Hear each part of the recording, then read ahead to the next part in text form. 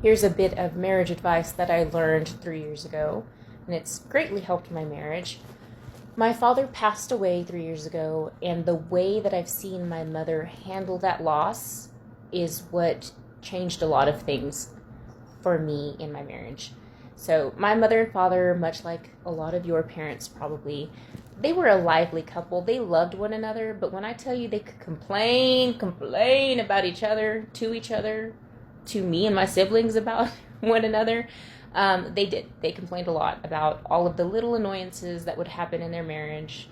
The TV's too loud, the house is too cold, you name it, they complained about it.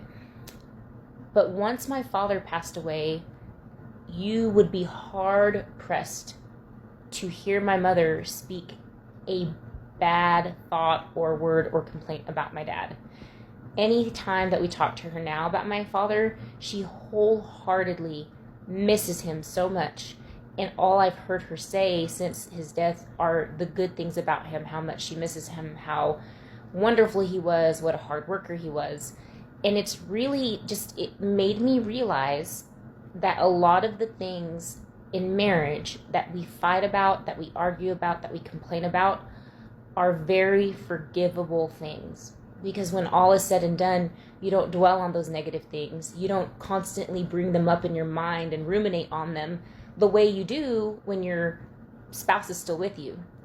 All that she cares about now and thinks about now was who he was, the good guy that he was. Now, if you have a big issue in your marriage, that's different.